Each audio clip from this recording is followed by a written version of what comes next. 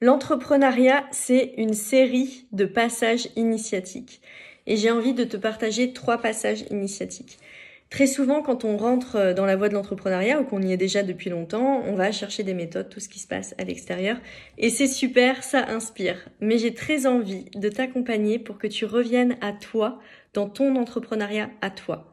On peut chercher des méthodes pour gagner en visibilité, mais si on n'est pas allé chercher à l'intérieur ce qui bloque profondément la visibilité, on va passer à côté de quelque chose et on va mettre beaucoup d'énergie comme ça à l'extérieur pour transformer des choses, alors qu'elles attendent, l'énergie elle attend de revenir là, à l'intérieur, pour se transformer ici.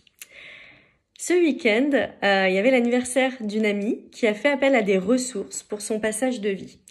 Et pour l'entrepreneuriat, elle a fait appel à moi en tant que ressource pour l'accompagner sur la voie entrepreneuriale. Et donc, il y avait 3 questions pour qu'elle puisse... c'est les gardiens du seuil qu'on a définis ensemble. Et il y avait 3 questions pour qu'elle puisse s'envoler comme ça sur la voie de l'entrepreneuriat.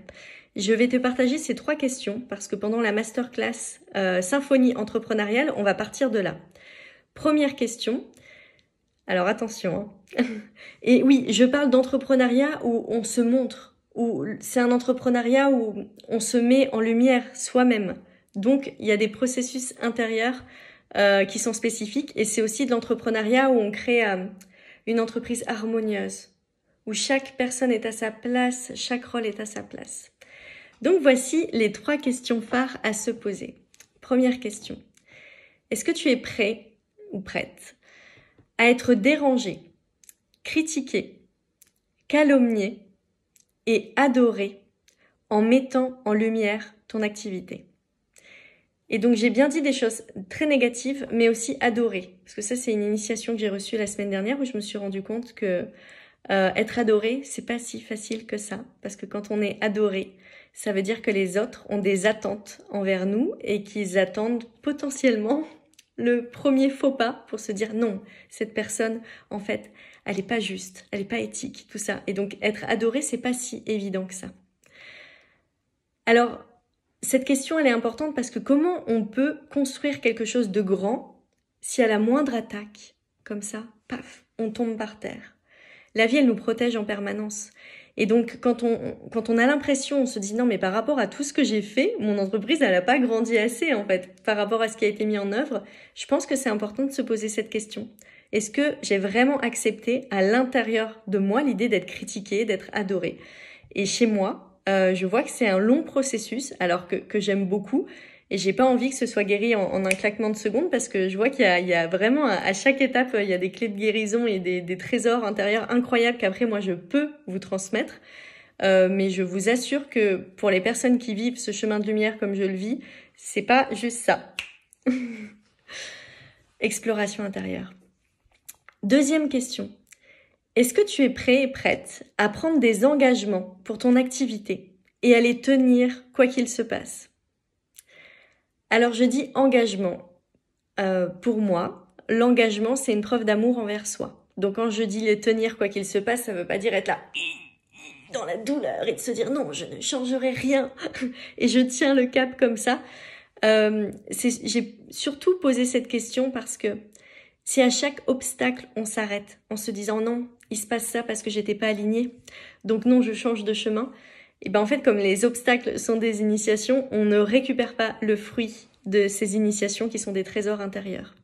Et très souvent, quand on est entrepreneur, et notamment entrepreneur spirituel avec une grande énergie yin, une grande énergie féminine, on a tendance à ne pas franchir les obstacles en se disant c'est pas aligné et à prendre le chemin d'à côté et on ne tient pas nos engagements. Et moi, j'ai très envie, au sein des espaces des Terres d'Alma, de vous accompagner à tenir vos engagements.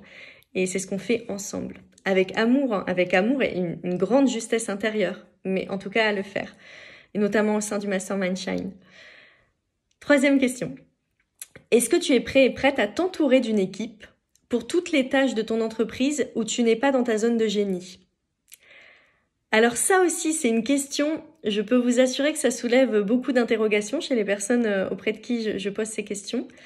Moi, j'accompagne pour créer un monde harmonieux, où on sorte de cette notion de travail, labeur, et où chaque personne est à sa place. Et donc, si tu n'aimes pas faire la comptabilité, si tu n'aimes pas faire certaines tâches dans ton entreprise, pourquoi les faire en fait? Il y a tant de personnes qui aiment faire ce que tu n'aimes pas faire. Et c'est un peu le sens de cette question, tout en sachant que quand on choisit d'être entouré, ça veut dire qu'on va choisir aussi, de temps en temps, d'être critiqué, de temps en temps qu'il y ait des conflits. Alors les conflits, je vous l'ai déjà dit, c'est une opportunité de croissance, c'est merveilleux, mais quand on est dedans, c'est pas forcément facile. Et parfois, on préfère être seul en se disant c'est plus simple. Alors oui, c'est plus simple, mais est-ce que ça te nourrit? Est-ce que ça te nourrit sur tous les plans? Et est-ce que surtout, imagine, si tu avais les codes pour être entouré, si tu avais des codes de délégation où tu te sens en sécurité quand tu délègues, est-ce que tu préférerais pas déléguer? Parce que parfois on a du mal à s'entourer parce qu'on n'a pas les codes. Et c'est ce que j'ai envie de vous transmettre au sein du Mastermind Shine. Voilà, je t'invite à te poser ces questions et notamment pour la masterclass Symphonie entrepreneuriale. Dis-moi là en commentaire comment ça te parle, toutes ces questions. Et on se rejoint jeudi 24 novembre à midi. Je t'invite à t'inscrire soit dans le lien que j'aurai mis là ou dans le lien dans la bio pour pouvoir nous rejoindre à cette masterclass parce que là, j'ai amené des premières questions, mais on va aller encore plus loin dans cette exploration pour que tu puisses t'élever dans ta posture de chef d'entreprise, créer une entreprise à ton image et donc une symphonie entrepreneuriale. On se donne rendez-vous à jeudi. Ciao!